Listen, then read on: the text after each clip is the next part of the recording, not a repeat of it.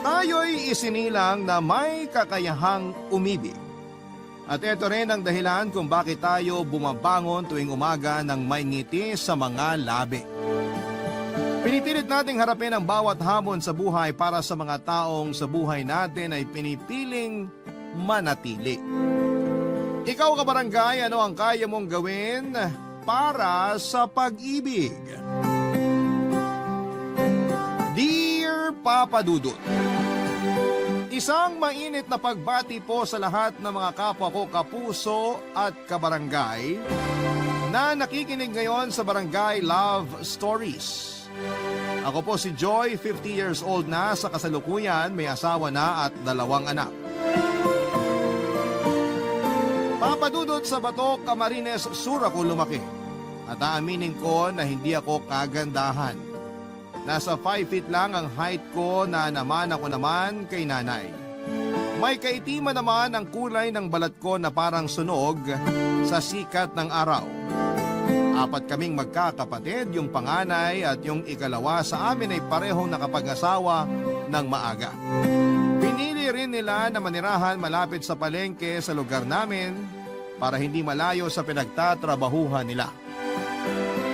Yung sinundan ko naman na si Kuya Rolly na tanging nakapagtapos sa amin ay sa Laguna na nakatira kasama ang pamilya niya.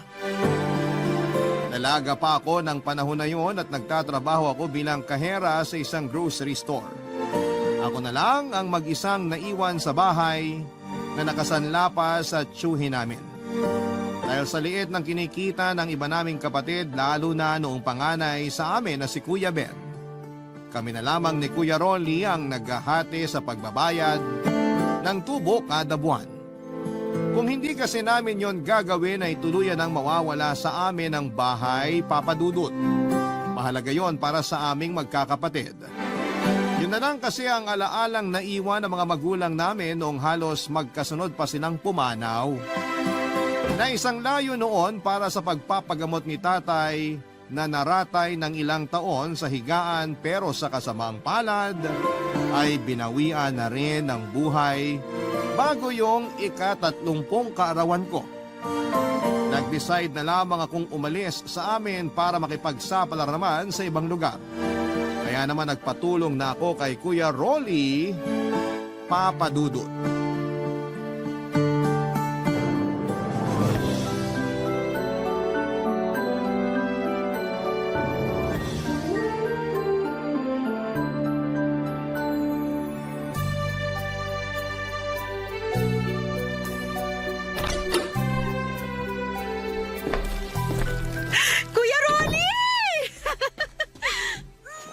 Grabe ka, Joy! Ang bigat na ng mga braso mo ah. Para mapipisa na ako sa higpit ang yakap mo eh. Sobrang saya ko lang, kuya. Akala ko kasi bukas padating mo eh. Nag-iimpake pa lang kaya ako ng mga gamit ko.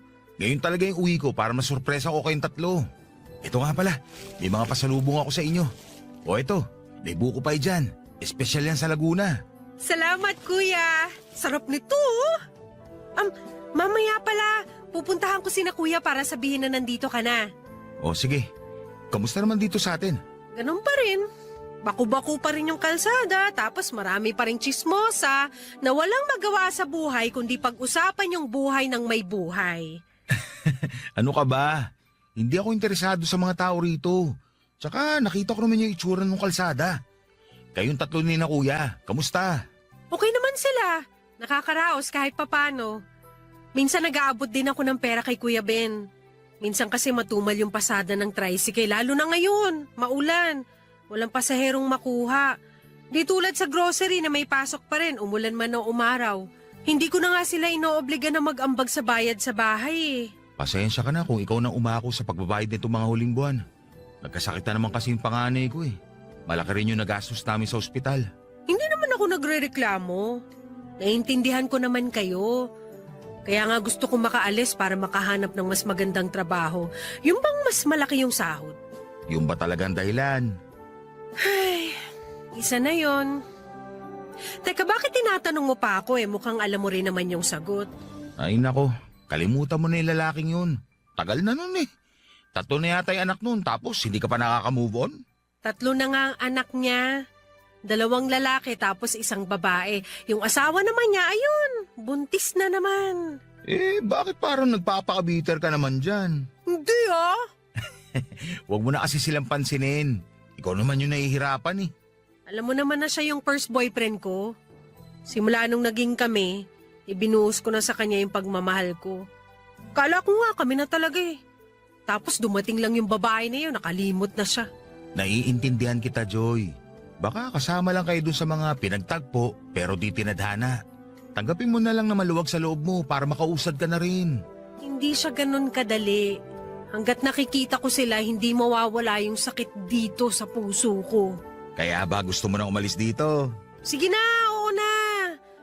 Pero gusto ko rin maiba yung mga nakikita ko.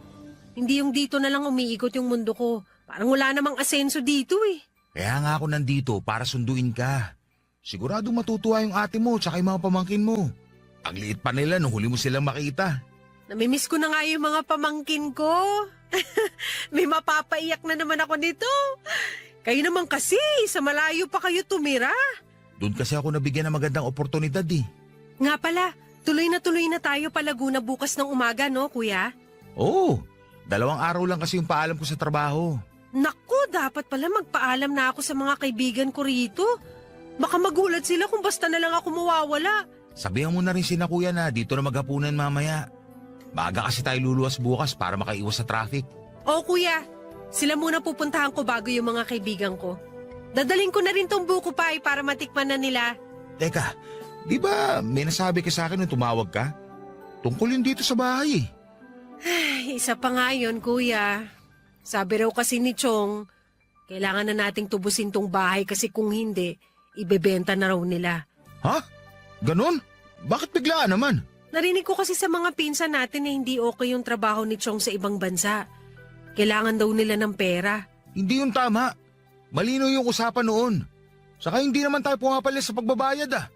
Panggigipit na yung ginagawa nila. Yun nga rin iniisip namin ni na kuya. Ay, teka, dito ka muna. Ako nang kakausap kay Chang. Mabuti pa nga kuya, baka sakaling mapagbigyan pa tayo. Hindi pwedeng mawala sa atin tong bahay. Oo sige, susubukan ko.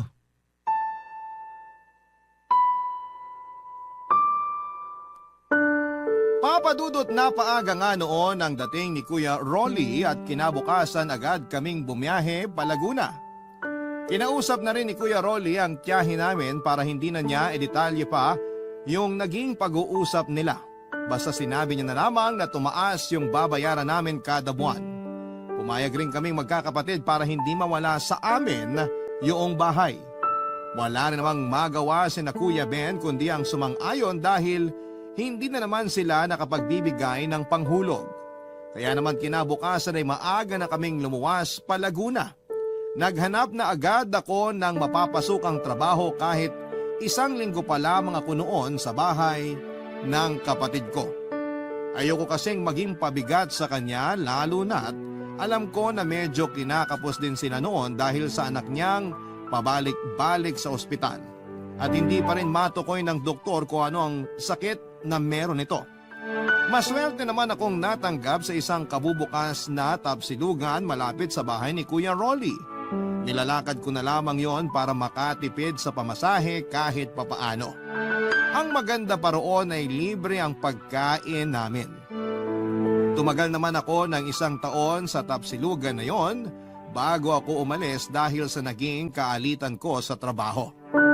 Muli ako naghanap ng ibang trabaho pero hindi rin naman ako nagtatagal. Kung hindi kasi si Sante ako. Ako mismo yung umaalis. Madalas akong magkaroon ng kasagutan at kaaway sa trabaho. Hindi kasi ako pumapayag na basta na lamang kaya kayanin ng kahit na sino kaya ako lumalaban. Palagi nilang pinagdidiskitahan ang itsura ko. Pandak ng araw, may pagkamacho pa at malaki ang mga mata. May kadaldalan din ako na maala-armalite ang dating na siyang kinakairita ng ibang tao sa akin. Tuwing nagsasalita kasi ako ay hindi na sila nakakasingit pa. Tanging si Elsie lamang ang nakakaintindi sa akin noon at kayang sakyan ng ugali ko. Siya yung kapitbahay naming byuda at naging kaibigan ko noong tumira ako sa Laguna. 10 taon ang tanda sa akin ni Elsie at nag-aaral na sa high school ang 2 anak niya. Pero noong nagkakilala kami, nandun lang sila para magbakasyon at plano ring bumalik sa Cavite. Sa maikling panahon na yon ay doon nagsimula ang malalim naming pagkakaibigan hanggang sa naramdaman ko na lamang na naging espesyal na si Elsie para sa akin, Papa Dudut.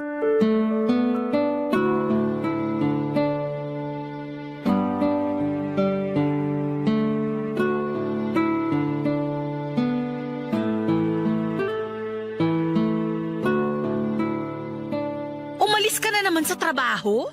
Ano na naman bang nangyari? Hindi ko na kasi nagugustuhan yung ginagawa nila sa akin, kaya pinagsabihan ko. Kaso ayun, ako na naman yung lumabas na masama. Sana hinayaan mo na lang sila. Kahit saan naman kasi may mga ganong klase ng tao. Mamimihasa yung mga yon kung lagi na lang hahayaan. Sus! Tignan mo nga kung ano nangyari sa'yo. Ay, maghahanap na lang ako ng ibang trabaho.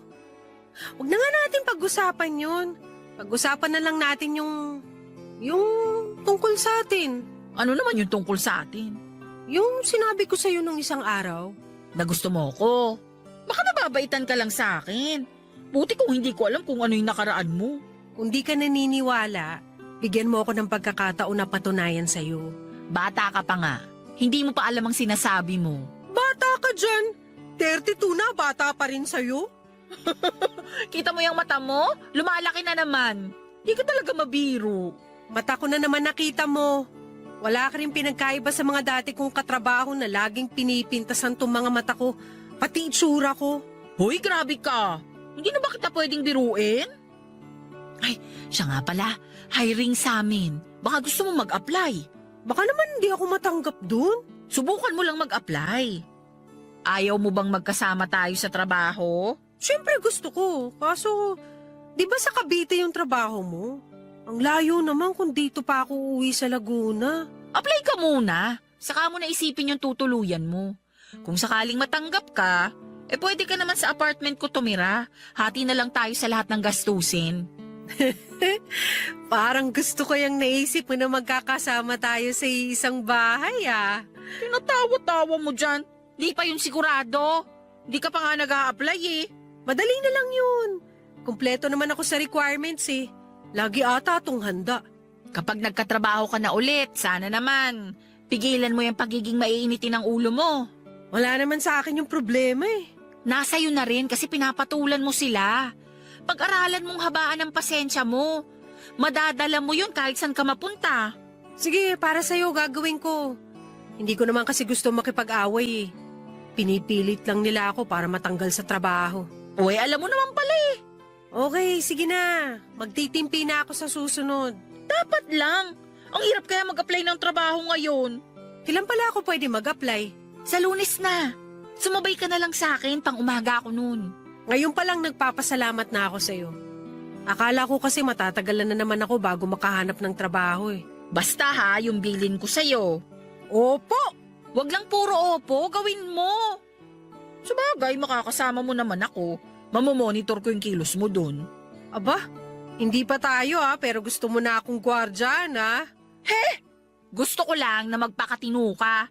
Para ka kasing naliligaw na kaluluwa dyan. Lo, kaluluwa talaga?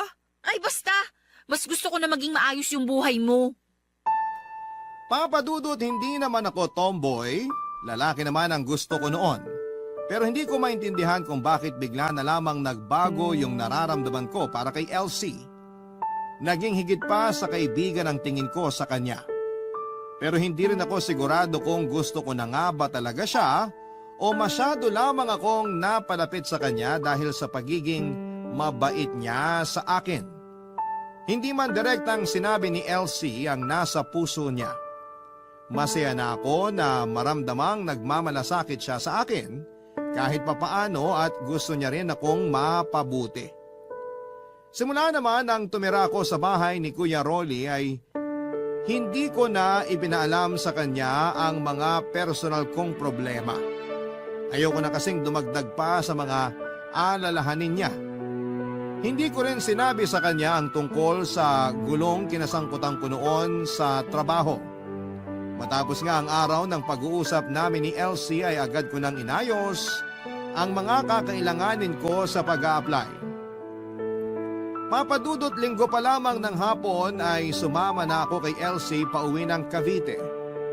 Maaga kasi ang pasok niya kinabukasan at plano ko na lamang noon na sumabay sa kanya. Nang araw lang din na yon, ako nagpaalam sa kuya ko. Ramdam ko naman noon na parang hindi nito gusto ang ginawa kong pagsama kay Elsie. Kahit nga noong bago pa lamang kaming magkakilala.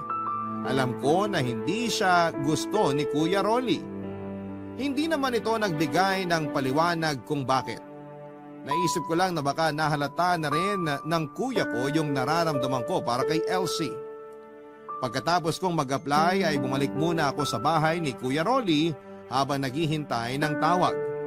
Pero wala pa rin akong natanggap kahit ilang linggo na ang lumipas. Kaya naman hindi na ako umasa pa na makakasama ko si Elsie sa trabaho, Papa Dudut. Mga ilang araw pa matapos yon ay bigla na lamang may tumawag sa akin. Pinababalik ako para kunin yung referral na gagamitin sa pagpapamedical ko. Natulala pa ako noon sa sobrang saya ko, Papa Dudut. Dahil mukhang magkakatrabaho na ako at kasama ko pa siya. Barangay Love Stories. Barangay Love Stories. Noong makasiguradong magkakatrabaho na ako ay agad ako nagpaalam kay Kuya Rolly at sa mabait kong hipag. Kita ko sa mga mukha nila ang lungkot lalo na sa dalawa kong pamangkin. Naiintindihan ko naman sila, Papa Dudut, dahil ilang taon din kaming nagkasama sa isang bubong. At sa ilang taon na yon ay wala kaming problema sa isa't isa. Si Kuya naman ay naglabas na rin ng saloobin bago ko umalis.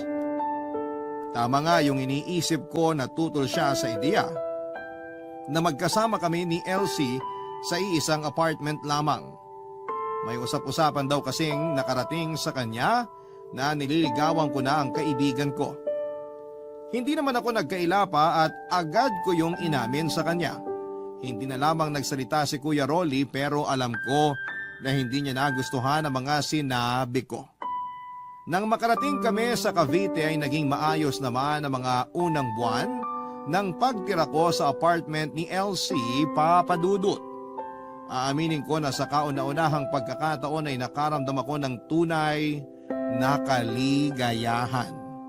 Kay Elsie ko naranasan kung paano asikasuhin sa pagkain at sa isusuot na damit. Bagamat bukang bibig ko lagi, ang nararamdaman ko para sa kanya ay sinigurado ko na hindi ako lumalampas noon sa limitation ko bilang respeto na rin para sa kanya. Kung naging maayos ang samahan namin noon ni Elsie sa isang bahay, kabaliktaran naman pagdating sa trabaho. Katulad sa mga nauna kong trabaho ay marami rin ang naiinis sa akin. Isang umaga nga ay pinatawag ako ng supervisor. Kasama rin doon yung line leader namin. Ganon na lamang ang gulat ko nang malaman na pinaghihinalaan pala ako na siyang kumuha sa nawawalang wallet ng isa sa mga katrabaho namin. At nang i-check nila yung locker ko ay nakita nga ng security guard yung nawawalang wallet sa loob nito. Nagpaliwanag ako at ipinagtanggol syempre ang sarili ko pero mas pinaniwalaan nila ang isang testigo. Yun ay walang iba kundi si Carla na may lihim na galit sa akin, Papa Dudut.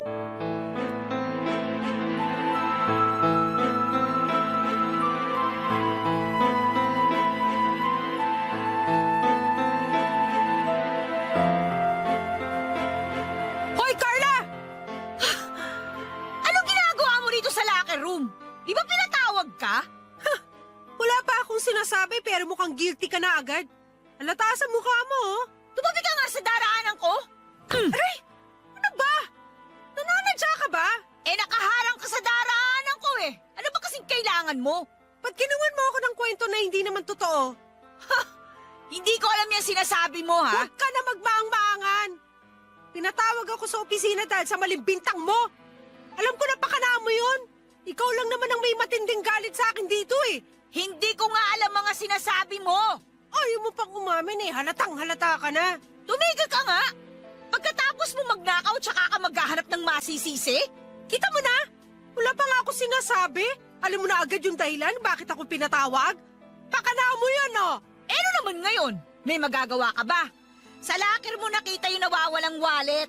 Alam nga namang isipin nila na hiniram mo lang yon. Kahit kailan hindi ko yung magagawa. Hindi kami ganun pinalaki ng mga magulang namin. Talaga? O bakit doon nakita yung wallet sa locker mo? Malamang nilagay mo! Ikaw lang naman yung pwede gumawa nun! Ha! Teka, bakit nga ba hindi ko naisip na boyfriend mo yung secure na nag-check ng locker ko? Hindi kaya... Hindi ko siya boyfriend! Tsaka wag mo nga kami pagbintangan! Talaga? Nahuli ko nga kayo eh. Kaya siguro ginawa mo to para mapalis ako. Akala mo siguro pagkakalat ko. Kung totoo man yon, wala ka nang pakialam doon. Labas ka na sa relasyon namin! Ganun naman pala eh. Bakit kailangan mo pa akong gawa ng kwento? Pinagmukha mo pa akong magnanakaw? Sigurado naman na ikaw at yung boyfriend mo naglagay ng wallet na yun para mapagbintangan ako eh. Eh ano kung kami nga? Wala ka na magagawa. Tanggal ka na rin naman. At saka, wala ka ring pruweba sa mga pinagsasasabi mo. Sama talaga ng ugali mo. Sabihin mo sa supervisor natin yung totoo. At bakit ko naman gagawin yun? Kasi hindi ako magnanakaw. Ha? Walang maniniwala sa'yo. Magnanakaw ka na nga, sinungaling ka pa. Ngayon ka pa ba magsisinungaling? Marami nang nakarinig sa'yo. Tingin mo magsasalita sila laban sa akin? Tropa ko yung mga yan eh. Ha? Oh, kita mo na? Tinatawanan ka lang nila. Bakit ba galit na galit kayo sa akin, ha? Wala naman akong ginagawa sa inyo, ah! Wala daw. Tigilan mo nga yung mga drama mo. Hindi ako nagdadrama lang. Ikaw kaya yung malagay sa katayuan ko. Sige nga. Gusto mo lang naman yata mandamay eh. Palibasa, wala kang pamilyang binubuhay. Anong wala? Hindi ka nga pala babae. Pero sino bang binubuhay mo? Si Elsie? Hindi ko na kailangan pa ipangalandakan kung sino binubuhay ko o kung saan napupunta yung kinikita ko. Mabuti pa, umalis ka na. Walang may gusto sa'yo rito, no? Bakit? Ikaw ba may-ari ng pabrika para paalisin ako? Ha? Hindi nga ako. Pero bawal dito yung mga katulad mo na magnanakaw. Hindi totoo yan! Pwes, napatunayan na. Magnanakaw ka.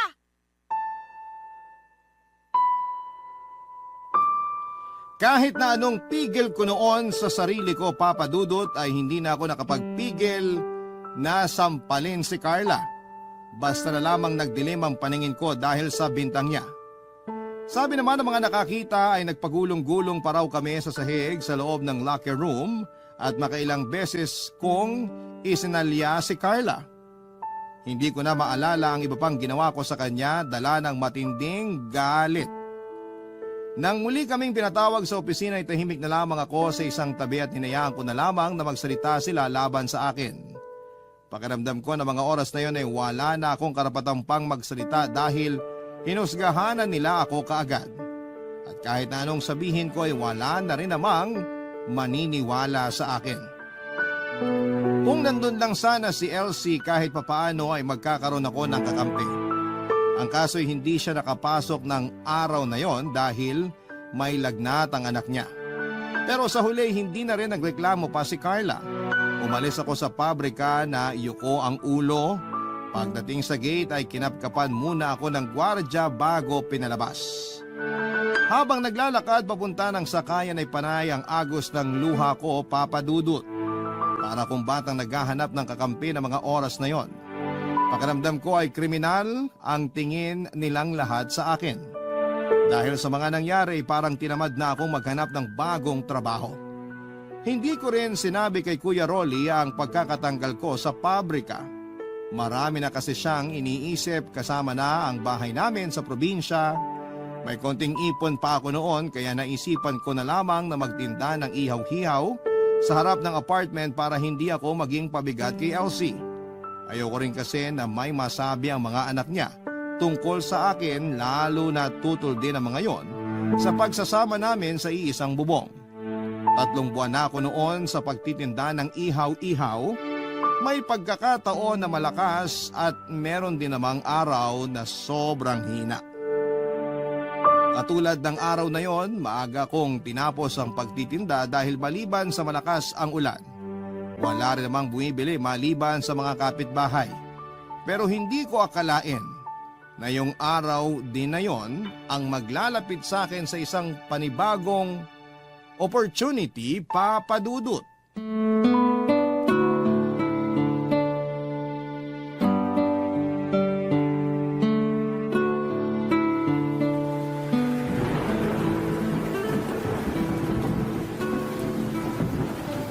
May bagyo ba? Lakas ng hangin at ulan eh. Kaya nga eh, may kulog at kidlat pa. Pero sabi sa balita, habagat lang daw. Sino nga pala yung kausap mo kanina? Yung pinsan ko na nagtatrabaho sa Hong Kong. Yung kinakwento ko sa'yo na British yung mga amo. Dumating kagabi. Pinapapunta nga tayo sa kanila eh. Sabi ko sa 1 linggo na lang.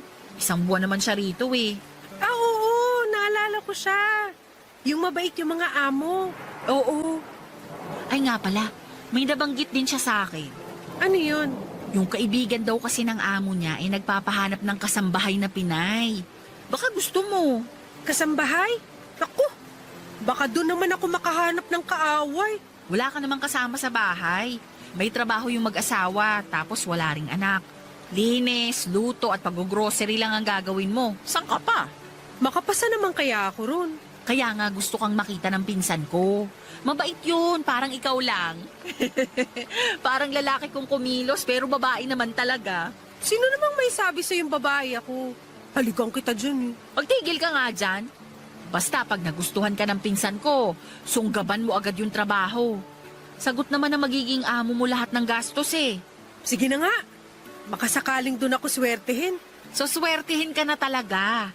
Yun na yung kapalit na mga pangit na nangyari sa'yo. Eh paano ka? Mag-isa ka na lang dito.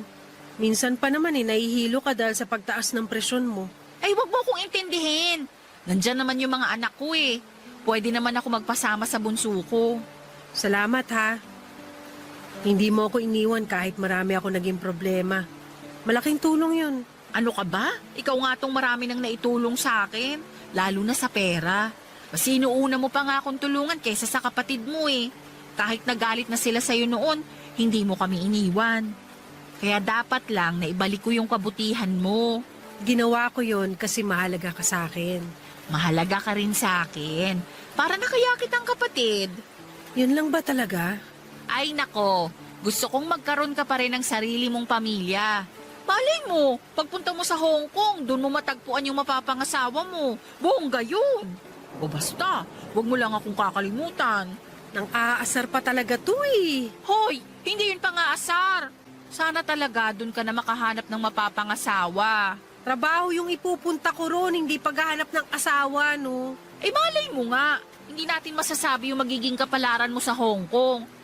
Huwag ka mag-alala. Sinabi ko sa pinsan ko maayos kang kasama sa bahay. Talagang ibinenta mo na ako sa pinsan mo, ha? Siyempre naman. Gusto ko kasing makapunta ka sa Hong Kong. Para kapag nandun ka na, saka ako ikukwento sa mga katrabaho natin yung magandang nangyari sa'yo. Okay, ikaw ang bahala. Basta ako, wala na akong pakialam sa kanila. Papadudot ng makaharap at makausap ako ng pinsan ni Elsie ay may mga tinanong lamang siya sa akin. Tapos ay sinabihan na ako mag-asikaso na mga kakailanganin ko sa pag-alis. Ang sabi pa niya ay huwag daw akong mag-alala dahil mabait ang mga magiging amo ko. Ang kaso, ang gusto raw ng mga ito ay kamag-anak niya lang din yung kukuning kasambahay. Kaya naman pagdating namin sa Hong Kong ay nagpanggap na lamang kami na magpinsan. Papadudot, wala namang naging problema sa mga papeles ko at mabilis din akong nakakuha ng passport. Pagkatapos ng 2 buwan ay nakaalis kaagad ako noon papunta sa Hong Kong. Pero nagpaalam muna ako kay Kuya Rolly bago tuluyang umalis. Tumawag din ako sa 2 ko pang kuya na nasa probinsya namin. Baka sa tono nila ang excitement na makakapunta ako sa ibang bansa. Hindi pa nga ako nakakaalis ay nanghihingi na agad sila noon ng pasalubong na ikinatawa ko na lamang. Hanggang sa dumating na nga yung araw ng pag-alis ko. Halo-halo ang nararamdaman ko noon habang papunta pa lamang kami sa airport. Sina Kuya Rolly at Elsie ang naghatid sa akin. Parang gusto ko na ngang mag-back out noon dahil pakiramdam ko ay hindi ko kakayanin ang mag-isa. Lalo na't malayo ako sa mga mahal ko sa buhay. Ngunit tuwing sumasagi naman sa isipan ko, yung masasamang nangyari, yon ang nagtutulak sa akin na ituloy ang pag-alis. Hanggang sa makasakay ako ng eroplano. Naroon pa rin ang takot ko sa bagong landas. Natatahakin ko. Sa kabilang banda ay natutuwa din naman ako kahit marami ng pangit na nangyari sa buhay ko noon. Kundi dahil sa maling bintang sa akin ay hindi ako matatanggal sa pabrika. At hindi rin darating ang panibagong opportunity na dala ng pinsan ni Elsie. Doon ko napagtanto, Papa Dudut, na minsan ay may mga bagay rin na nawawala at kailangan ko ng bitawan. Nang sa ganon ay mayakap ko yung mas malaki pang biyaya na darating sa buhay ko. Barangay Love Stories. Barangay Love Stories. Mabilis na lumipas ang isang taon kong pagtatrabaho sa Hong Kong, Papa Dudut. Totoong mabait ang mga amo ko at magaan lang ang naging trabaho ko. Malaki ang bahay nila pero madali rin namang linisan. May sarili akong kwarto doon kaya nagkaroon din ako ng privacy. Inaamin ko, Papa Dudut, 1 buwan pa lamang ako noon sa Hong Kong pero parang gusto ko nang umuwi ng Pilipinas. Hindi po biro ang homesickness na naranasan ko ng panahon na yon. Gabi-gabi akong umiiyak at tumatawag kay Elsie kahit nasa trabaho pa siya. Mabuti na lamang at mabait at maunawain ang mga naging amo ko kaya binigyan nila ako ng panahon para makapag-adjust. May mga pagkakataon pa rin naman na nalulungkot ako at namimiss ko ang Pilipinas pero tiniis ko na lamang yon para kahit papaano ay makatulong ako sa mga kapatid ko. Ako na rin yung umako sa buwan ng hulog para sa bahay namin sa probinsya. At minsan pa nga ay nagsabi ako kay Elsie na gusto ko siyang padalhan pero mariin siyang tumanggi. Bukod sa pagtanggi niyang yon, sa inaalok kong tulong, naramdaman ko na rin, Papa Dudut, ang unti-unti niyang pag-iwas sa akin. Naging madalang na ang pagsagot niya sa mga tawag ko. Kaya hindi ko maiwasang magtaka tuwing tumatawag ako noon sa bahay nila. Yung bunsong anak na niya ang laging sumasagot. At kapag tatanungin ko kung nasaan si Elsie, iisa lang ang laging sagot nito. Hindi raw nito alam. Akala ko noon ay wala na talaga siyang balak na kausapin ako pero nagulat na lamang ako nung siya na mismo ang tumawag sa akin, Papa Dudut.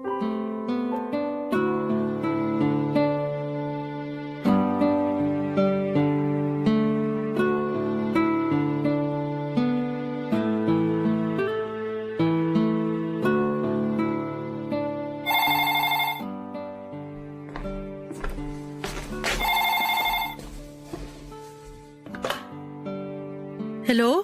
Hello, Joy! Ako to si Elsie! Kumusta? Buti naalala mo pa ako. Uy, pasensya ka na ha. Medyo busy kasi. Lagi ka bang overtime sa trabaho? Hindi sa trabaho. Pasensya ka na ha. Hindi ko nabanggit nung huli tayong nag-usap na umalis na ako sa trabaho. Natanggal ka rin ba? Hindi ako yung kusang umalis. Bakit ka nga umalis? Patapusin mo muna ako sa pagsasalita kasi. Ang bagal mo kasi magkwento. Ano ba kasing nangyari? Okay naman ako. Gusto ko lang talaga mag-resign sa trabaho. Kasi alam mo naman na hindi ko na rin kaya yung panggabi. Saka yun din ang gusto ng mga anak ko. Yan lang ba ang sasabihin mo? Kilala kita, Elsie. Meron pa nga. Pero sana, lawakan mo yung pangunawa mo. Alam mong mahalaga ka sa akin. Sabihin mo na kasi, pinapakaba mo ko eh. May boyfriend na ako.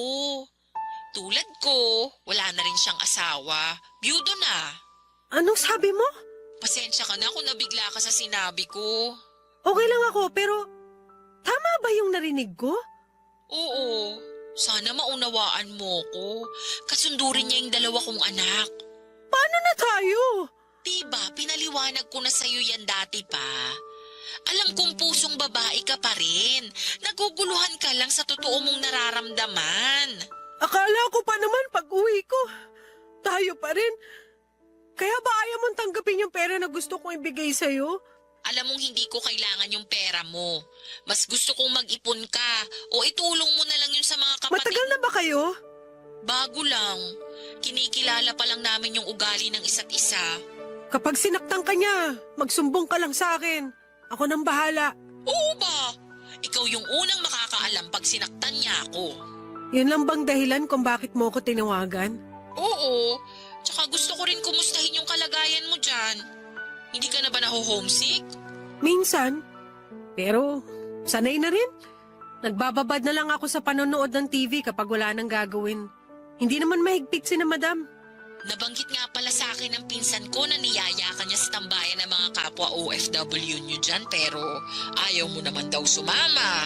Alam mo namang hindi ako mahilig gumala kahit nung nandyan pa ako sa Pilipinas. Tsaka parang may trauma na ako eh. Baka dun pa ako makahanap ng kaaway. Ayoko na. Dito na lang ako. Sa bagay. Basta kapag gusto mong mamasyal dyan, tawagan mo lang daw siya. Nabanggit nga rin niya sa akin yan nung dumalaw yung mga amo niya rito kasama siya. Tsaka may mga Pinay din naman sa mga kapitbahay namin dito eh. Kaya may nakakausap ako minsan. Mabuti naman at kahit paano may nakakausap ka dyan. Oo nga eh. Teka, bakit matamlay ka pa rin? Ano bang gusto mo na maging reaksyon ko? Kakasabi mo lang na may boyfriend ka na. Huwag ka nang magtampo. Pag uwi mo, ipapakilala kita sa kanya. Hindi na ako uuwi dyan. Uy, para kang bata. Pero alam mo, hinihiling ko na matagpuan mo na rin yung lalaking tatanggap at magmamahal sa'yo ng totoo. Sabi ko nga sa'yo, hindi naman ako lumalabas dito, kaya malabo yung sinasabi mo. Malay mo naman, baka yung lalaking nakatakda para sa'yo, siya pa mismo yung pupunta dyan para magkakilala kayo. Ay, wag mo kasing mamaliitin yung kapangyarihan ng pag-ibig. Tigilan mo nga ako. Nagkaroon ka lang ng bagong boyfriend, naniwala ka na sa mga kalokohang yan. Nagsasabi lang ako ng totoo. Tama na nga itong usapan natin. Mahal na babayaran mo sa bill ng telepono niyan. Okay lang, minsan lang naman ako tumawag eh. Sige na, ako na lang tatawag sa susunod. Ingat, bye. Papadudot na lungkot ako sa ibinalita ni Elsie pero hindi na ako gaanong nasaktan. Siguro'y dahil kahit noong nasa Pilipinas pa lamang ako ay matagal ko nang tinanggap na magkaibigan lamang kami ni Elsie at hindi na lalampas pa roon. Inabala ko na lamang ang sarili ko sa ibang bagay para hindi ko na siya maisip pa. Sinunod ko na rin ang payo ng pinsan niya na lumabas at pamasyal naman para hindi ako laging nakakulong sa bahay ng mga amo ko. Hanggang sa dumating na nga ang araw na parang nagdilang anghel si Elsie. May dumating kasing bisita habang abala ako noon sa pagpupunas ng mga sapatos. Napatingin ako noon sa wall clock sa sala. Minsan kasi ay nakakaligtaan ko na ang oras sa sobrang dami ng ginagawa ko at hindi ko namamalayan na nakauwi na pala yung mag-asawa. Pero nagtaka ko dahil 2 oras pa naman noon bago sila umuwi. Medyo kinabahan ako, Papa Dudut. Yun kasi ang kauna-unahang pagkakataon na may nag-doorbell na hindi ko naman kilala. Isang matangkad na lalaking naka-Amerikana ang napagbuksan ko ng pintuan. Tumingala ako para makita ko ang mukha niya, kahawig niya yung amo kong lalaki na asul ang mga mata at blonde ang buhok. Mas bata nga lang siyang tingnan kumpara sa amo kong lalaki. Ngumiti siya sa akin at agad na nagpakilala, Papa Dudut. Kaibigan daw siya ng mga amo ko. Bigla ko naalala noon yung nagkukwento nilang kaibigan na kababayan nila na nagtatrabaho sa Hong Kong. Nagdalawang isip ako noon na papasukin siya pero sa huli ay pinatuloy ko pa rin.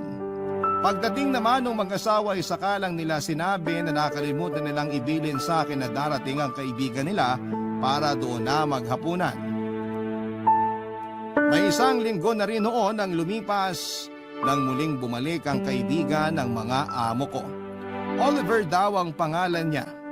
Nung una ay napapadalas lang ang paghahapunan niya roon hanggang sa halos araw-araw na ang naging pagbisita niya. At ang nakakagulat pa ay may dala siyang bulaklak para sa akin. Kahit na hindi ako masyadong tuwid sa pag-iingles ay naiintindihan ko naman ang mga sinasabi niya at nakakasagot ako kahit halos mamilipit na nga ang dila ko noon. Dahil sa lagi niyang pagdadala ng regalo at bulaklak ay hindi ko na rin naitago noon ang nararamdaman kong kilig, Papa Dudut. Lalo na noong ipagpaalam niya sa mga amo ko yung paglabas namin tuwing day off ko. Dahil ayaw ko na rin magpakipot pa ay sinagot ko na nga si Oliver makalipas lamang po ang isang buwan. Gusto ko sanang ilihim muna sa pamilya ko ang relasyon namin pero nang magkausap kami ni Kuya Rolly, napansin niya na may kakaiba sa boses ko, Papa Dudut.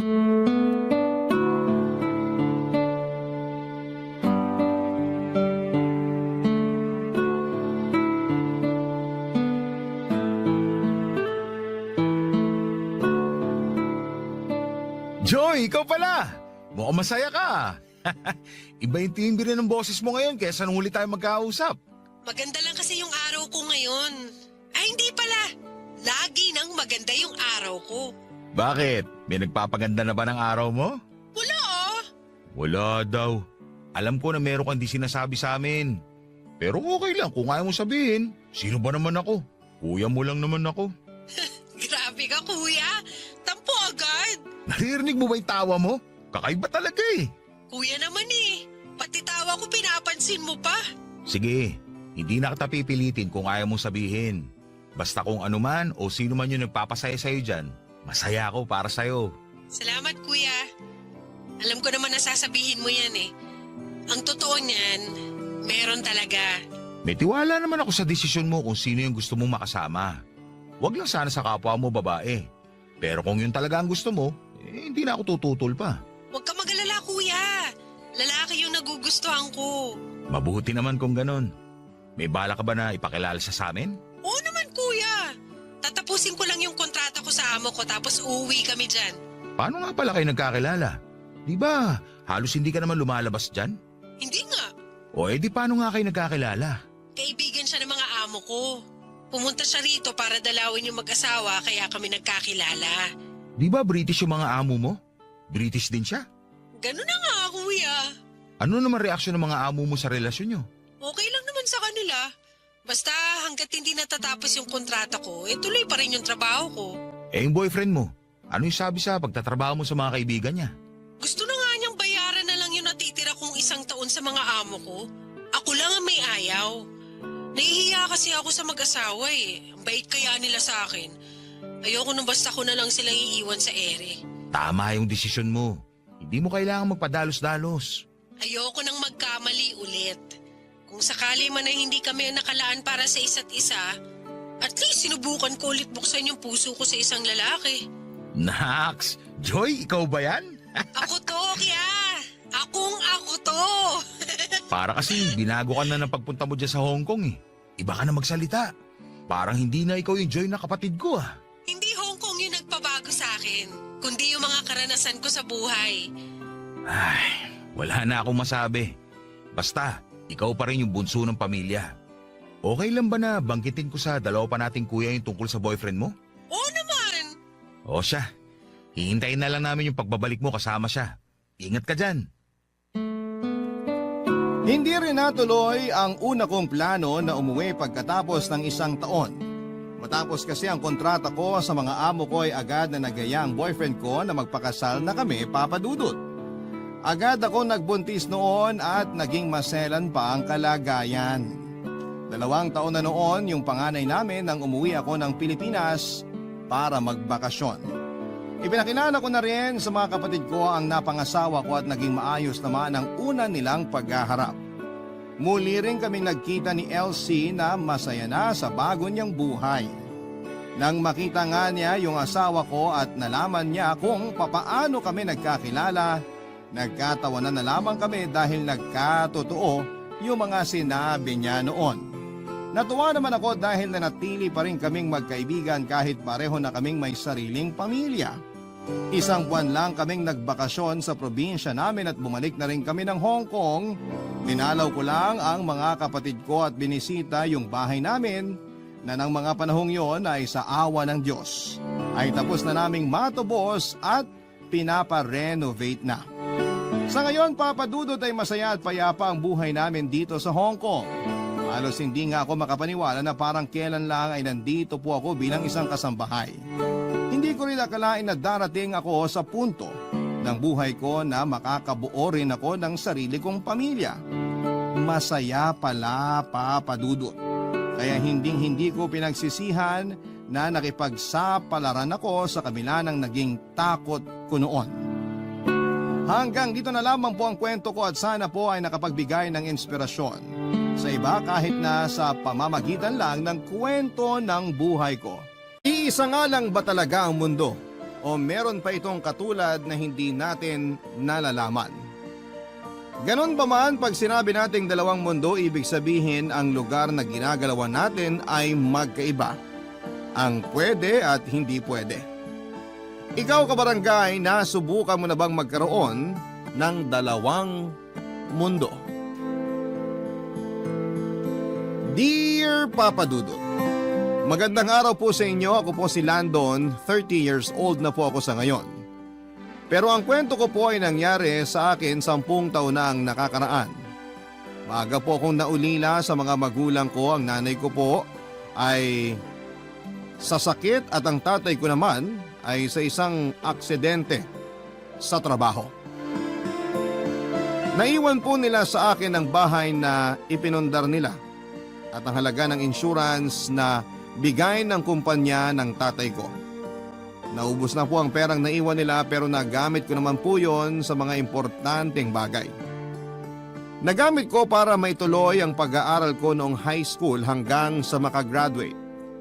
Wala po kong kapatid kaya ako lang po talagang nagtaguyod sa sarili ko. May girlfriend po ako, si Molly, kaedad ko po siya. Buhay pa naman po ang parehong magulang niya kaya may suporta siyang natatanggap. Pero hindi din naman po siya galing sa marangyang pamilya. Kaya sapat lang po ang kita ng tatay niya para pantustos sa pangangailangan nila. Alam din naman po ni Molly na hirap na din ang tatay niya, kaya gusto niyang makatulong sa kanyang tatay. Noong nasabi niya sa akin na gusto niya din magtrabaho ng part-time ay sakto din naman po. Kasi matatapos na ang kontrata ko sa pinagtatrabahuhan ko bilang kontraktual lang naman po ako dahil nga po sa part-time job lang. Kaya nag-usap kami na sabay na kaming maghanap ng trabaho. Inantay niya na lamang ang ilang araw na matapos na ang kontrata ko saka po kami naghanap ng trabaho sa mga job opening. Mabuti na lang po at madali na ngayon dahil online na ang initial application bago maisalang sa interview. Basta ang ginawa namin ay nag-apply kami pareho sa lahat ng makita namin. Kasabay po noon ay ang dasal na matanggap sana kaming dalawa sa isang kumpanya para magkasama na kami sa pagpasok at pag-uwi. Total naman po ay pareho ang schedule na binigay namin para nga po hindi makasagabal sa pag-aaral namin, Papa Dudut.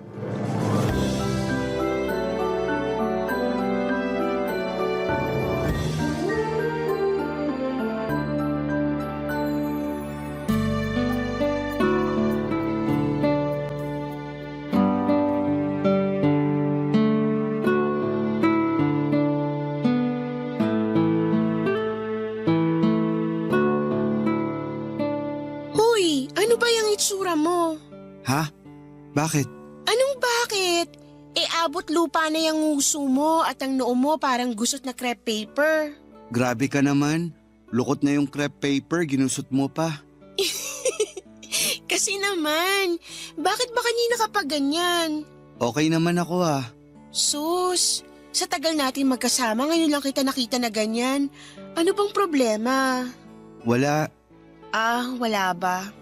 Sige, edi wala. Ito naman, nagtatampo pa. Paano hindi ako magtatampo, pinaglilihiman mo na ako. Wala naman ah. Ay nako. Sandali. O ano nga? Pasensya ka na ha. Medyo nadedesperado lang ako. Bakit? Patapos na ang kontrata ko. Ang huling sweldo ko sa 1 buwan na. Matapos nun, wala na. Natatakot ako na baka magkaproblema ako sa mga bayarin sa bahay. Tapos ilang buwan na lang, kailangan ko nang bayaran ang loan ko sa eskwelahan. Hoy, umayos ka nga. Hindi ka pa naman nagkaproblema mula nun ah. Oo, ngayon pa lang. Ano ka ba? Tiwala lang. May darating na para sa'yo. Pasensya ka na. Saan? Masyado ako makasarili. Ano? Kakaisip ko sa sarili ko. Nakalimutan ko na ikaw din naman may problema din. Alam mo, kung magiging positibo tayo, positibo din ang darating. Kaya ngumiti ka nga. Hindi pa katapusan ng mundo. Pasensya ka na talaga. Oh, ngiti na. Eto na nga. Ngiti ba yan? Parang kang kumain ng maasim na mangga eh. Eto. Ay, pilit masyado. Eto na. Ay, sobra naman. Nakakainis ka naman eh. Ayan, yan ang natural. Hindi naman ngiti ito eh. Tawa tong ginagawa ko. O, di mas maganda. Laging may dahilan para tumawa at ngumiti. Ikaw ang dahilan ko. Eh, bakit ka nakasimangot kanina? Kalimutan mo na yon. O siya. Ngayon, mag-usap tayo kung anong pwede natin magawa. Kailangan magpasa pa tayo ng magpasa ng resume natin. Tama! Para the more chances of winning. Pero seryoso, pagpasensya mo na ako minsan kung maarte ako ha. Hindi ka naman maarte. Normal lang naman na malungkot. Pero lagi mo din iisipin na may mga magpapasaya sa'yo ng ibang bagay. O tao. Tama! Sorry uli. Balik sa umpisa. Ikaw talaga. So, anong plano? May iba kasi na hindi nag-a-advertise sa net. Baka pwede tayong umikot bukas pagkatapos ng klase natin. Total day off ko bukas. Maganda yan. Parang date na din natin. Date na walang pera. Kailangan ba pag date pera ang magpasaya? Ang importante, nandun yung magde-date. Tama. Saan tayo iikot? Minsan kasi pag nagtanong ka, bigla nilang may isip na kailangan pala nila. Magbabakasakali tayo? Wala namang masama kung magtatanong lang. Tama! Isipin na lang natin na mamasyal tayo. Kaya ipahinga mo yung paa mo ngayon dahil mahabang pasyalan ang gagawin natin bukas. Minsan talaga kailangan bumalik sa pagiging old school, no? Oo, ang convenient ng technology. Pero minsan kailangan nating mapagod dahil baka may mas magandang resulta. Yan nga, think positive. Naalala ko tuloy nung una ako naghanap ng trabaho. Nag-a-apply din ako ng mano-mano. Oo, mahirap din kasi yung hintay ng hintay. Baka ang ending nga. Kaya natin to. Oo naman. Dumating na nga po ang araw na kinakatakutan ko. Natapos ang kontrata ko at wala pang trabaho na dumarating. Ang nagdatingan ay ang mga kailangang bayaran pati na nga po ang loan ko sa eskwelahan. Hinuhulugan ko lang po kasi ang tuition ko, Papa Dudut. Mabuti po ay napakiusapan ko ang eskwelahan na isasabay ko na sa susunod na hulog ang hindi nabayaran para sa buwan na yon. Pumayag naman po sila dahil siguro po ay unang beses pa lamang na nangyari sa akin ang mahuli sa pagbabayad, Papa Dudut. Sila Molly, kahit alam kong hindi din naman gaanong kasapat ang kinikita ng tatay niya, ay inaabutan ako ng kahit na magkano para pang gastos sa pamasahe at pambili din ng kailangan sa eskwela. Dahil yung huling sweldo ko ay para lang sa pambayad ng kuryente at tubig. Nahihiya po ko kila Molly pero pag pinipilit niya na kunin ko ang inaabot niya ay kinukuha ko na din po dahil wala na po talagang natitira sa akin. Hindi lang po yun. Sa kanila na din po ako pinapakain ni Molly sa tuwing tanghalian at hapunan. Sobrang hindi ko na po talaga alam kung ano ang gagawin ko, Papa Dudut, pero napakabait po talaga ng Diyos. Dahil may tumawag sa akin. Isa sa mga kumpanya na pinagpasahan namin ng resume, Papa Dudut, sinabi na tanggap na daw ako dahil maganda naman daw po ang credentials ko. ang qualifications at ang background sa pagtatrabaho kaya direkta na nila akong tinanggap. Kailangan ko lang daw pumunta sa opisina nila kinabukasan para sa briefing. Nakahinga po ako ng maluwag matapos ang balitang yon.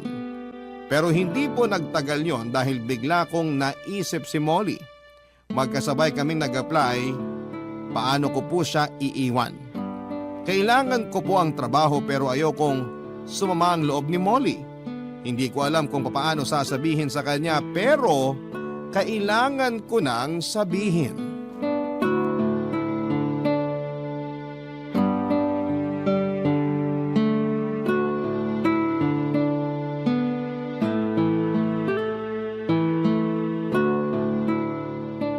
Kumusta ka? Ayos naman. Yung loan mo sa school, kumusta? Napakiusapan ko naman sila na ihahabol ko.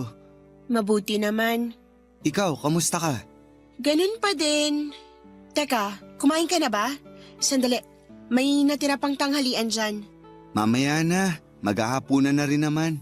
Pero baka nagugutom ka. Hindi naman, ayos lang ako. Sigurado ka ha? Oo, salamat. San ka pala galing? Yun nga ang sasabihin ko. Oo nga, sabihin mo na. Kasi ayan na naman yung malungkot mong mukha. Ikaw din kasi mukhang malungkot kaya nadadala ako. Kasi may gusto din akong sabihin sa'yo. Ano yun? Mamaya na, ikaw na muna. Molly, Oh, ano ba yan? At ang lalim ng hinga mo ha? kasi natatandaan mo yung fast food chain na pinag-applyan natin? Natatandaan ko lahat ng fast food chain, restaurant at kung ano-ano pang shop na pinag-applyan natin. Oo, Anong oo? Ano ba yung sasabihin mo? kasi galing ako sa opisina nila kanina. Anong ibig mong sabihin? Molly, natanggap kasi ako. Nagpunta ako sa briefing kanina. Hindi na kita nasabihan. Wala na kasing load ang cellphone ko. Talaga?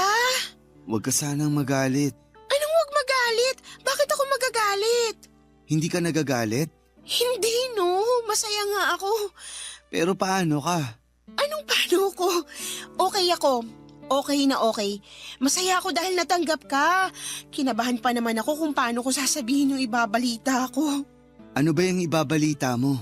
May tumawag na din sa akin kanina yung fast food chain. Pinapapunta din ako bukas para sa briefing. Ha? Salamat, Lord! Nakakatawa naman tayo. Hirap na hirap sabihin yung balita, yun pala pareho naman tayong tanggap. Ay, para ako nabunutan ng tinik sa dibdib. Ako kaya, kasi alam ko na mas kailangan mong trabaho tapos ako pa yung natanggap. Siyempre ang hirap nun, no? Oo, alam ko ang pakiramdam. Okay daw yung schedule natin. So, sabay tayong papasok sa eskwela at pagkatapos ng eskwela, sabay tayong pupunta sa store at sabay na uuwi. Ang galing nang nangyayari. Ito yung kopya ng kontrata ko. Pinapirma na ako kanina. Tapos start na ako sa Monday. Patingin. Eto, Ha? bakit? Hindi ito yung fast food chain na tumanggap sa akin. Ibig mong sabihin magkaibang kumpanya? Oo. Pero teka, yung branch mo, dun din sa lugar kung nasan yung branch ko? Yung katapat na fast food? Oo, yun nga. Sa kabilang banda, okay pa rin naman pala. Oo, kasi sabay pa din tayo papasok at uuwi. Yun nga lang, magkaiba tayo ng papasukan. Ayos na yan. At least magkatabi lang. Magkatabing magkatabi. Kung hindi ako nagkakamali, ang pagitan lang ng mga store natin, yung maliit na daan papasok sa drive-thru ng store nyo. Oo nga, yun nga yun. Nakakatawa naman. Pwede tayong magkawayan kasi parehong glass wall yung tapat natin. Oo nga. Ay, pabor pa din talaga sa atin ang nangyari. Salamat naman. Ako kaya kailan magsisimula? Sana Lunes na din para sabay na tayo. Ay, anong oras ang briefing mo bukas sa office nyo? Umaga din ang schedule ko. Sige, sasamahan kita. Punta ka na lang ng mas maaga para makapag-almusal muna tayo dito. Sige. Wala kaming paglagyan ng saya ng hapon na yon, Papa Dudut. Minsan talaga dapat na hindi unahin ang takot dahil Hindi naman natin alam kung ano ang magiging katapusan. Masyado ko na-stress kakaisip kung paano ko sasabihin kay Molly, napakadali lang pala at ang resulta ay pumabor pa sa aming dalawa. Kahit abala sa pag-aaral ay nagiging masaya para sa amin ang pagtatrabaho dahil magkasama kami. Si Molly dahil unang beses niya pa lamang maging working student ay inalalayan ko. Kasi alam ko yung hirap ng transition sa aralang, ang inaatupag at yung sabay ang aral at pagtatrabaho. Hindi naman naging mahirap kay Molly kasi una ay gusto niya naman ang ginagawa niya. Pangalawa ay masaya siya dahil mas nagkakasama kami at pangatlo ay nakakatulong siya sa mga magulang niya. Planadong-planado na din ang routine namin buong araw. Mula pagpasok sa umaga hanggang sa pag-uwi sa gabi. Para hindi kami magsawa ay iniiba-iba namin ang ruta namin pauwi at paminsan-minsan ay naglalakad kami para hindi rin kami magsawa. Pag maaga akong lalabas sa duty ko ay pumapasok muna ako sa store nila Molly at doon ko siya hinihintay. Ganon din siya sa akin, Papa Dudut. Pero pag madaming tao sa mga stores namin ay sa labas na lamang kami naghihintay para hindi naman nakakahiya na nakatambay kami sa mga stores namin. Pero may hindi magandang bagay ang sasabihin sa amin. Barangay Love Stories. Barangay Love Stories. Papadudot masaya kami sa trabaho namin, sa nangyayari sa amin at sa gawin namin kapag pauwi na. Pero hindi ko naisip na magbabago pala yon dahil sa mga pulisiya ng pinagtatrabahuhan namin. Kinausap ako ng management ng store namin na hindi daw ako pwedeng pumasok o pumunta sa store nila Molly. Kahit tubarin ko pa daw ang uniforme ko dahil para daw mas gusto ko ang produkto nila kesa sa amin. Kahit na anong paliwanag ko ay hindi ito pinakinggan ng manager ko.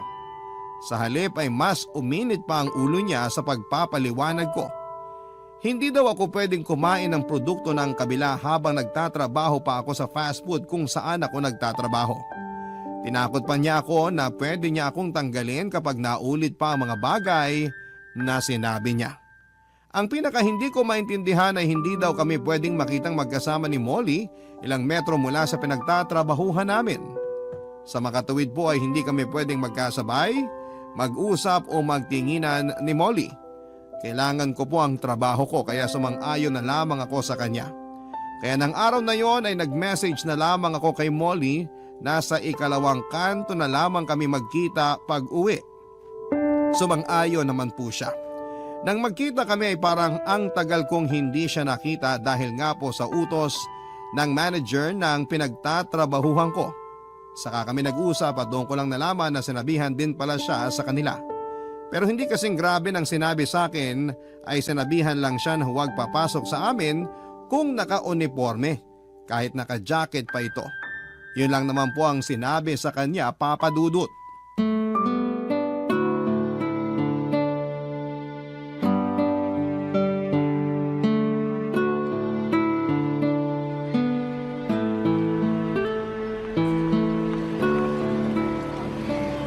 Mas maluwag naman ang store nyo kaysa sa amin. Yung ayaw akong papasukin sa inyo ng naka-uniforme, tama lang naman. Well, hindi naman natin talaga ginagawa yun eh. Oo nga, kapag nagpupunta ako sa inyo, naka-t-shirt na ako. Yun nga lang, suot ko pa rin ang pantalon. Ako naman nagdodoble ako ng sweatshirt o jacket. Pero yung sayo, parang paalala lang. Yung sa akin, pagbabanta eh. Pagbabanta? Oo, sabi ng manager namin kapag may nilabag pa raw ako sa mga sinabi niya, tatanggalin niya ako. Nako, sundin mo na lang siya. Pero sobra naman ata yung utos niya. Wala tayong magagawa. Kaya sundin mo na lang siya kaysa madamay ang trabaho mo. Ganun na nga siguro. Mag-ingat na lang tayo. Siguro ganun na nga lang. Doon na lang tayo sa kanto na yun magkita pag uwian. Doon din tayo maghiwalay kapag papasok na. Pero sandali, kasi ako lang naman ang binawalan ng manager namin na bawal pumasok sa inyo, di ba? Hindi ka naman binawalan ng manager mo na bawal pumasok sa amin. Ang sabi lang, basta hindi ka naka-uniforme. Oo. O, edi pwede kang pumasok sa amin at maghintay. Teka lang, paano sinabi ng manager mo na bawal mo akong tingnan o kausapin? E di wag tayong magtinginan o mag-usap. Gagawa na lang ako ng senyas pag lalabas na ako. Pwede ka nang mauna at susunod ako. Nakakatakot yan. Baka mapahamak pang trabaho mo. Yun naman ay kung sakaling mauuna kang lumabas. Ayoko kasi maghihintay ka dyan sa kanto mag-isa. Huwag mo akong alalahanin, kaya kong sarili ko. May kaina naman dyan. Doon na muna ako tatambay. Pero Naku, Landon, huwag na tayong magpilit. Baka ikaw naman ang magipit. Hayaan mo na, konting sakripisyo lang naman. sige, sabi mo eh. Masaya ka ba sa trabaho mo? Oo, okay naman ang mga kasama ko. Maliban na nga lang sa manager namin. Halos lahat sila inis dun sa manager namin. Pero wala na lang umiimik. Sinabihan din ako nung isang kasamaan ko na wag nang lumaban. Kasi ilang kasama na nila ang tinanggal nun. Tinanggal? Pareho ng dahilan sa atin? Hindi, iba-iba eh. Yung isa humingi lang ng extension na 1 hour sa duty niya. Tinanggal. Masyado daw demanding. Yung isa, nagtanong bakit kulang yung oras na nabayaran sa kanya. Tinanggal. Masyado daw maangal. Sobra naman siya. Naku, kung makakaharap mo siya, maiinis ka sa kanya. Nakaharap ko na siya. Sinimangutan ako nung dati tapos pinagsabihan ako na wag daw ako magkalat. Napaisip ako kung anong kinalat ko. Bakit ngayon mo lang nakwento yan? Sobra na yun ah. Hayaan mo na siya. Basta tayo masaya. Wag mo na siyang pansinin ha. Huy, Oo, galing sa ilong? Wag mo na lang siyang pansinin ha. Importante, may trabaho tayo. oo. Teka, eto na naman ako si Selfish. Ikaw, hindi ko natanong kung kamusta naman ang first time mo magtrabaho. Wala namang madaling trabaho pero makakalimutan naman ang hirap kung masaya tayo sa ginagawa natin. Tama, Pero ang sarap sa pakiramdam yung makakatulong na ako sa magulang ko. tama ka. Sayang nga lang, hindi naramdaman ng mga magulang ko na natulungan ko sila. Sorry, ang insensitive ko. Hindi, totoo naman. Naalala ko lang sila mama at papa. Ay, wag na nga tayo malungkot. Sa unang sweldo ko, saan mo gustong pumunta? Ano ka ba? Masaya naman ako kahit nasa bahay lang tayo. Ang importante ngayon, may ayos mo lahat ng kailangan mong ayusin. Tsaka na tayo magplano. E di ganun na lang. Doon na lang tayo mag-celebrate sa bahay nyo para kasama natin kakain sina nanay at tatay. Makabawi man lang sa mga pakain nila sa akin ng tanghalian at hapunan. Huy, walang naniningil ha. Masaya sila nanay at tatay sa ginagawa nila. Alam ko, kaya nga mahal ko sila eh. At mahal ka rin nila. Nakakatawa no? Walang problema sa mga magulang mo ang relasyon natin. Pero yung manager namin, pinapakailaman tayo. Hayaan mo na nga lang siya. Para tuloy tayo sila Romeo at Juliet. Huy, ayoko. Bakit? Basta ayoko, hindi magandang ending nila. Oo nga, pero parang lang naman. Tara na nga. Tara na, Juliet! Nakakainis ka. Bahala ka dyan. Uy, hintayin mo ako! Biro lang! Dahil sa hindi kami pwedeng makita ni Molly na magkasama o magkausap ay bumuo kami ng mga senyasan. Para kahit sa mga salamin ng mga store namin ay nakakausap namin ang isa't isa nang hindi nalalaman ng store manager ko. Minsan ay natatawa na lamang kami sa sarili namin kapag nag-uusap kami ng ganon. Ang sarap pala sa pakiramdam na para kaming naglalaro at para kaming nakikipagtaguan sa store manager ko. Kahit ang mga kasamahan ko ay hindi alam ang mga senyasan namin. Kaya nagtataka sila kapag minsan ay matatawa ako ng mag-isa. Ang lagi kong depensa ay may naaalala lamang ako. Pero papadudot hindi ko akalain na may magiging masamang epekto pala ang pagsulyap-sulyap namin sa mga glass wall ng store namin. Hindi dahil sa store manager ko kundi para sa aming dalawa mismo, papadudot. Hindi po sa pagyayabang pero may itsura po ako. Dahil po doon ay maraming mga babae naman ang madalas makipag-usap o minsan ay masyadong pisikal kung magparamdam ng pagkagusto sa akin. Doon na po nagsimula ang unti-unting pagsiselos ni Molly dahil nakikita niya nga po ang lahat ng nangyayari sa store namin. Dahil nga po sa glass wall na tagusan sa mga store namin, papadudot, hindi naman po silosa dati si Molly. Siguro po ay may psychological effect ang pagbabawal sa amin na magsabay. magtinginan o mag-usap. Kaya ko po nasabi yon ay dahil ako man po ay tinamaan ng pagsiselos kapag nakikita ko na palaging kausap ni Molly ang isa sa mga katrabaho niya. Isang araw na lang ay hindi ako hinintay ni Molly. Pagkalabas niya ay diretso uwi na kagad siya at sa tuwing pupuntahan ko siya sa bahay nila ay natutulog na daw ito. Sa pagpasok sa eskwelahan ay nauuna din siya at hindi ako hinihintay. Sa eskwelahan naman ay lagi siyang nagbabasa at ayaw magpaistorbo. Malalaman ko na lamang na umalis na at pumasok na sa store nila. Isang linggo na ganon kami. Hindi din siya sumasagot sa mga messages ko sa kanya, Papa Dudut. Sabay din po kami ng day off dahil nga po sa schedule na pinasa namin noong nag-apply kami.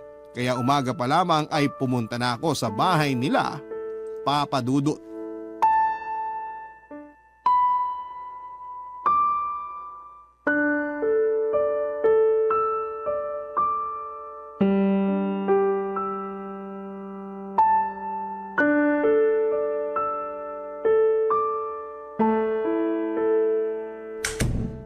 Molly, Anong ginagawa mo dito? anong ibig mong sabihin? Palagi naman ako nagpupunta dito ah. Aalis ako. Day off natin, saan ka pupunta? Bakit kailangang malaman mo? Molly, isang linggo na tayong hindi nagkakausap. Nagkikita man tayo, hindi ka din naman nakikipag-usap. Pagpupuntahan kita, lagi kang tulog sa umaga. Lagi kang nakaalis na. Hindi ba dapat sabay tayong papasok? Mabuti na yon para iwas sa store manager mo. May sistema naman tayo para hindi niya tayo makita. Mabuti na yung nag-iingat. Baka mahuli pa tayo. Molly, mahigit 2 buwan na nating ginagawa yun. Hindi naman tayo nahuhuli. Bakit bigla mong naisip na mahuhuli tayo? Basta, Anong basta? tsaka na tayo mag-usap. Kailan? Palagi mo akong iniiwasan. Busy lang ako. Saan? Bakit kailangan mong malaman? Kasi ganun tayo. Yun tayo. May kailangan akong bilhin. Sasamahan kita. Wag na. Gusto ko. Ang gusto mo lang bang masusunod? Wala bang kwentang desisyon ko? Sasamahan lang naman kita. Lagi naman tayong ganun. Baka oras na para maiba naman. Anong maiba? Bakit? Gusto mong ibahin? Lando naman, nasasayang ang oras natin. Kailan pa nasayang ang oras natin sa isa't isa? Ang dami namang tanong. Ako din madami pang gagawin. Tutulungan nga kita. Ang kulit mo naman eh. Molly, bakit ka ba nagkakaganyan? Anong bakit? Wala naman akong problema. Kung wala kang problema, sasamahan kita. Hindi na nga lang ako aalis. Bakit? Anong bakit? Sige, kung yan ang gusto mo, hindi ako magsasalita. Matutulog na lang ako. Molly, kagigising mo lang. Pati ba pagtulog ko kailangan kontrolado mo? Hindi kita kinokontrol. Sinasabi ko lang sa'yo. Ano bang gagawin ko na hindi mo ako guguluhin? Guguluhin. Mamaya na tayo mag-usap. Maghihintay ako dito. Paano ako mapapakali kung nandyan ka? Molly, ano ba to? Bakit ba? Alam mo, walang mangyayari sa usapan na to. Kasi wala kang sinasagot sa mga tanong ko. Kasi wala namang dapat sagutin. Sabihin mo sa akin kung anong nagawa kong mali. Landon, pakiusap naman. Bumalik ka na lang mamayang hapon. Maghihintay ako dito hanggang gusto mo nang makipag-usap. Mahiya naman tayo kila nanay at tatay oh. Baka madinig nila tayo isipin nag-aaway tayo. Kung hindi tayo nag-aaway, anong nangyayari sa atin? Wala akong inaaway.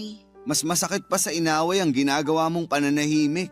Kaya nga, tsaka na tayo mag-usap. Huwag na muna ngayon. Masama ang pakiramdam ko. Anong susunod na excuse mo? Napunta ka na sa masama ang pakiramdam eh. Bahala ka kung gusto mo maghintay. Patutulog ako. Papa Dudut, ewan ko kung maaawa ako sa sarili ko pero alam kong awang-awa ang nanay at tatay ni Molly sa akin. Hindi din nila alam kung anong nangyari kay Molly.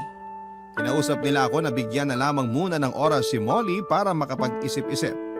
Pumayag ako, Papa Dudut. Ayaw pa muna nila akong paalisin hanggang sa hindi ako kumakain. Pero gumawa na lamang ako ng excuse. Parang hindi ko yata kayang kumain kung ganon ang nangyayari sa amin ni Molly. Hindi na ako kumain pero mas hindi ako makatulog buong magdamag akong nag-isip. Inabot ako ng umaga, tinanghali ako ng gising at hindi na ako nakapasok sa eskwela at na-late pa ako ng kalahating oras sa pagpasok sa trabaho. Kaya syempre, ayun na naman ang manager namin, nakahanap na naman ng butas para bulyawan ako. Tumahimik na lamang ako, Papa Dudut, kasi wala namang sense ang pangangatwiran ko. Isa pa ay late ako, parang ang hirap na mga twiran. Ayos na po sana eh. Hinahayaan ko na lamang siyang magalit sa pagkalate ko pero muntik na po akong sumabog noong sabihin niya na akala ko daw ay hindi niya alam na nag-uusap kami ni Molly sa glass wall. Hindi lang daw siya nagsasalita dahil ayaw niyang makialam. Papadudot kong nalalaman niya na patagong nag-uusap kami dati ni Molly nang senyasan para sa akin ay pakikialam na rin yon. Nagtatrabaho naman po ako ng maayos. Ayokong may magawang mali dahil ayokong makaapekto yon sa trabaho ko. Pero malapit na po akong magalit noong mga panahong yon. Bago niya ako pinaalis ay binigyan niya ako ng final warning. Final warning na agad. Na isang mali ko pa ay matatanggal na ako sa trabaho. Barangay Love Stories. Barangay Love Stories. Papadudot, ayokong isama sa problema ko ang pakialamerong store manager ko dahil hindi naman siya importante. Ang tanging problema ko lang ngayon ay ang nangyayari sa amin ni Molly. Minsang nasa kitchen ako naka-assign ay dumating na naman yung babaeng customer na laging pumupunta doon para lamang magpa-picture at mayakap ako ng mayakap. Papadudot, nasa kitchen ako pero pinapalabas ako ng store manager ko para daw i-entertain ko ang babaeng yon. Gusto bar na pala ang fast food chain na yon, Papadudot. Hindi ako pumayag at sinabing sa kitchen ako naka-assign at isa pa ay hindi ko trabaho ang mag-entertain ng customer. Ang trabaho ko ay mag-assist ng customer pero hindi nakasama doon yung gusto ng store manager ko. Sana pala ay pinalabas niya ang mga mascot para mag-entertain ng customers. Kitang-kita ko sa mukha ng store manager ko ang galit. Opo, Papadudut. Hindi po inis ang nakita ko sa mukha niya kundi galit. At alam kong maghahanap na naman yun ng butas para mapagalitan ako o kaya yung binabalak niyang pagtanggal sa akin. Dumating ang oras ng break time ko at binalikan na naman na ako ng store manager at inulit na puntahan ko daw yung babaeng customer. Sabi ko ay break time ko at saka ako lumabas, Papadudot.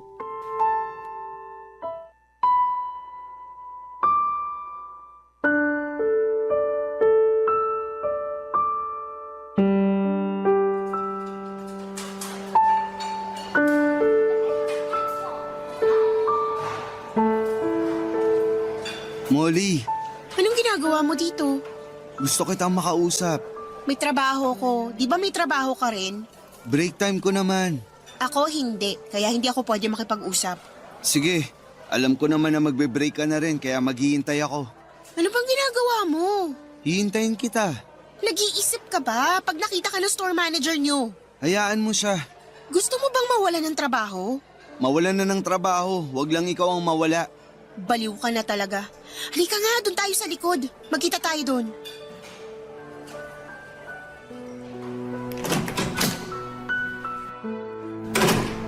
Bakit ba sa oras ng trabaho mo gustong makipag-usap, ha? Bakit hindi? Iniiwasan mo ako. Pagpupuntahan kita sa hapon, pinapasabi mo tulog ka na. Pagsusunduin kita sa umaga, laging nakaalis ka na. Ano bang problema? Tinatanong mo talaga sa akin? Oo, kasi gusto kong marinig sa'yo. Hindi yung pinapatay mo ko sa katahimikan mo. Masaya ka ba? Sa nangyayari ngayon? Hindi. Ako din. Hindi ako masaya sa mga harap-harapan mong pakikipaglandian sa mga babae. Molly, ano ka ba naman? Alam mo naman na hindi ko gagawin yun. Ah, hindi. Kung ayaw mong makita ko, edi ipasimento mo kaya yung salamin nyo. Wala akong ginagawa. Nakikipaglandian ka nga. Kinakausap ko lang sila kasi customer sila. Wow! Dapat ba lahat ng customer niyayakap? Hindi ko sila niyayakap. Kung may nakikita kang ganun, sila ang yumayakap sa akin, hindi ako. Pwede mo namang iwasan. Pero yung store manager ko, pinagsasabihan ako na wag ko raw bastusin ang mga customer. Pag kinakausap daw ako, makipag-usap ako at wag aalis. Ayun, nakahanap ka ng excuse. Buti na lang masama ang ugali ng store manager mo, kaya pwede mo siyang gamitin. Siya talaga ang nagsabi nun. Ikaw din naman, sinabi mo sa akin na wag na lang kumontra sa kanya para hindi madamay ang trabaho ko. Hindi ko alam. Anong hindi mo alam? Bakit hindi mo sabihin na nagsawa ka na din sa akin? Ano bang sinasabi mo? Totoo naman, diba? Saan ba galing yung iniisip mo? Nakikita ko dati na may mga ganung babae na lumalapit sa'yo, pero nakikita ko kung paano mo sila layuan, kaya malaking tiwala ko sa'yo. Pero ngayon iba na eh. Dahil nga sa store manager ko. Tapusin na natin ang usapan na to. Bakit? Dahil ba naghihintay na yung katrabaho mo? Bakit? Sabay ba kayo kakain? Anong sinasabi mo? Ako, hirap akong umiwas sa mga customer. Pero ikaw, kung makadikit sa katrabaho mo, walang kahirap-hirap. Bastos ka!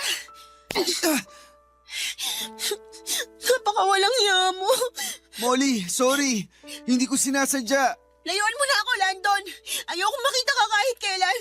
Molly, wag naman ganito. Bitiwan mo ako! Molly, uminahon ka. Bitiwan mo ako! Molly naman. Umalis ka na! Molly! Bumalik ka na sa trabaho mo. Molly, mahal kita.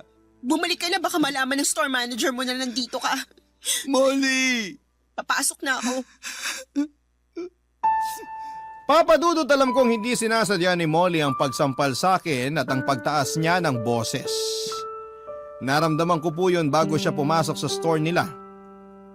Yun nga lang po halos parang iskandalo ang nangyari dahil may mga taong nasa paligid na napatingin sa amin.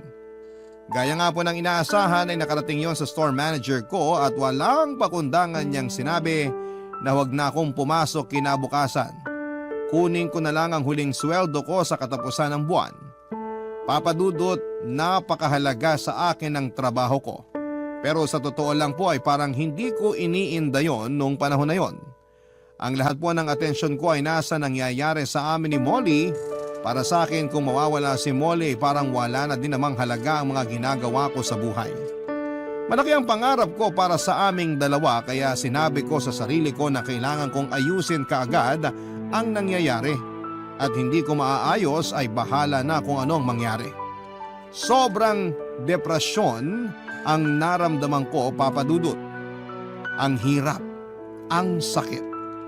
Hindi po sa sumusuko ako pero gusto kong makausap si Molly sa huling pagkakataon. Matapos yun ay mananahimik na ako kung ayaw na niya sa akin. Kinabukasan ay naglakas loob ako na puntahan si Molly sa bahay nila.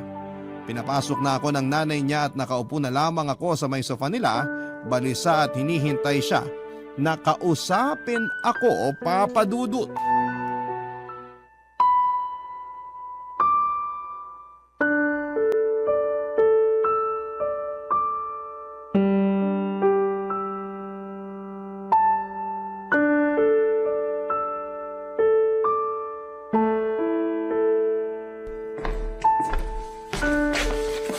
Molly, Maupo ka. kamusta ka? Mabuti naman ako. Ikaw? Hindi totoo yan. Ha? Hindi totoong mabuti ka. Anong totoo, Landon? Totoo? Kumusta ka? Yung totoo, hindi mabuti. Ako rin, hindi mabuti. Molly, sana diretsuhin mo na ako. Bakit ka ba nagagalit sa akin? Bakit bigla-biglang nag-iba ang tingin mo sa akin? Dahil dun sa babaeng madalas na kayakap mo. Hindi ko siya niyayakap. Maniwala ka. Kaya ako lang kinakausap yon dahil inuutos ng store manager ko. Totoo yan. Oo, naniniwala na ako. Nakausap kong isa sa mga kasama mo. Kinuwento niya sa akin kung paano ka manduhan ng store manager niyo. Patawarin mo ko ah. Sana kinausap muna kita bago ko naniwala sa nakikita ko. Alam mong mahal na mahal kita. At hindi nagbago, nagbabago at lalong hindi magbabago yun. Patawarin mo ko. Wala kang kasalanan. Biktima lang tayo ng mga sitwasyon. Mahal kita, Landon. Molly, napakasarap madinig ng sinabi mo. Yan lang ang mahalaga sa akin. Paano ka na ngayon? Ha? Naikwento din sa akin ng kasama mo na tinanggal ka sa trabaho dahil tinanggihan mong utos ng store manager niyo na i-entertain yung babaeng yun. Oo.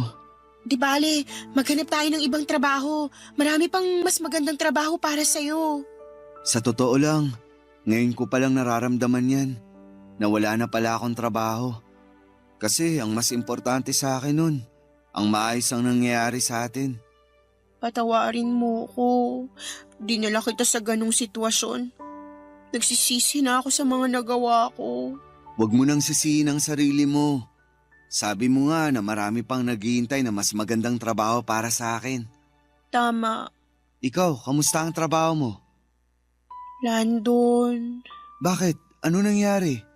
Tinanggal din ako sa trabaho. Ha? Bakit? Nung araw na napagtaasan kita ng boses, nadinig ng store manager ko sa loob. Nag-iiskandalo daw ako dun pa sa loob ng teritoryo ng trabaho ko at nakauniforme pa. Sorry, Molly. Oh, wala ka namang kasalanan eh. Ako'y nagtaas ng boses. Isa pa, hindi ko naman dapat ginawa yun. Kaya ako din, mas importante sa akin yung tayo kaysa pagkawala ng trabaho ko. Pero paano ka na? Kaya pa naman. Magsusubok pa din ako na maghanap ng trabaho. Sabay tayo. Sasamahan kita. Sige, sana lang wag na maging gaya ng dati. Mas marunong na tayo kaya kaya na natin ang ganong klaseng sitwasyon. Basta sana, wag nating kakalimutan na mahal natin ang isa't isa. Tama ka. Kamusta sila nanay at tatay? Hindi ba kinakapos? Magaling namang mag-budget si nanay kaya kumakasya naman ang sweldo ni tatay. Nahihiya na ako sa kanila. Bakit naman? Marami na silang nagawa sa akin. Sana makaganti na ako sa kanila. Ayang ka na naman eh. Walang naniningil sa'yo. Alam ko naman yun. Basta gusto ko talagang bumawi. Kaso nga nangyari na naman to. Alin, yung pag-aaway natin o yung pagkawala mo ng trabaho? Unang beses pa lang naman natin nag-away. Knock on wood. Bakit? Ayoko nang maulit yung mag-aaway tayo. Oo nga. Ang lakas naman ng katok mo. Baka akalain nila nanay at tatay may kumakatok. Meron naman talaga. Ha? Meron ba? Oo. Tayo.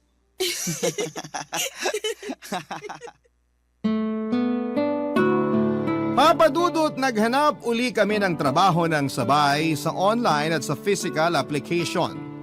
Pero gaya nung una, syempre ang hirap na naman. Nag-inquire din kami kung may mga job fair na nagaganap pero wala. Hindi kami susuko kahit limitado lang ang oras namin sa pag-iikot dahil nga po may klase po kami, ay wala kaming sinasayang na oras. Habang nangyayari yon ay may nagsumbong pala sa pinaka-management ng kumpanya ng fast food chain na dati kong pinagtrabahuhan tungkol sa ginawa sa akin ng store manager sa branch namin. Nalaman ng management na tinanggal ako dahil sa pagpunta ko sa kakompetensyang store at sa hindi ko pagsunod sa gusto niyang i-entertain ko ang mga customers. Sinabi ng management na hindi pulisiya ng kumpanya ang mga ginawa ng store manager ko. Bukod sa ginawa sa akin ay nai-report din ang mga ginawa niyang pagtanggal sa mga naunang nagtatrabaho doon dahil lang sa sariling batas at kagustuhan ng store manager na yon.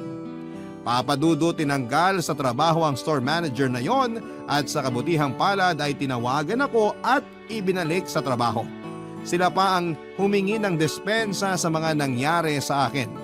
Pinag-aaralan din nila ang background ko, qualifications and credentials.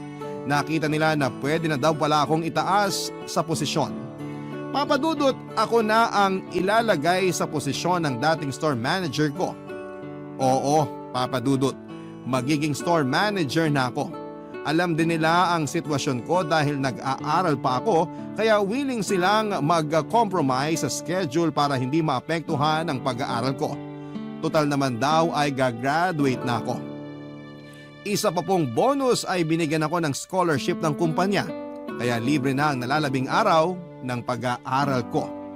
Papadudot, dahil si Molly ay wala pa ding nakikitang trabaho, hindi na ako nag-overthink kung papaano sasabihin sa kanyang balita na may trabaho na muli ako. Kasi doon kami nagkakaproblema, yung ayaw sabihin dahil baka masaktan ng isa. Diretso kong sinabi kay Molly at tuwang-tuwa siya. Good karma daw ang mga nangyari. Nagsuggest ako kay Molly na huwag na muna siyang magtrabaho hanggang hindi nakakatapos. Sinabi ko na tutulong din ako sa pag-aaral niya dahil total ay wala na akong gagastusin hanggang makatapos. Kaya na makatapos kami ng pag-aaral ay nagpakasal na kami at nagsama. May 3 na kaming anak sa ngayon at namumuhay ng napakasaya. Si Molly may business na itinayo pero tungkol sa mga damit. Ayaw niya ng negosyong pagkain kasi baka daw maging kakompetensya pa daw ng store na pinagtatrabahuhan ko. Pero biro lang naman niya yon. Ang importante ay masaya kaming lahat. Tumaas na rin po pala ang posisyon ko at sa opisina na ako ng kumpanya ng food chain nakapwesto bilang regional manager. Salamat po Papa Dudut sa pagbasa sa aming kwento. Malaking bagay po sa aming mga kabarangay na merong programa na katulad ng Barangay Love Stories na pwede namin gawing hingahan ng sama ng loob. Mapagkwentuhan ang mga bagay na hindi namin masabi sa iba. Mabuhay po ang inyong programa at nawa ay magpatuloy pa ang Barangay LS sa pagiging number 1. Maraming salamat po sa inyong lahat.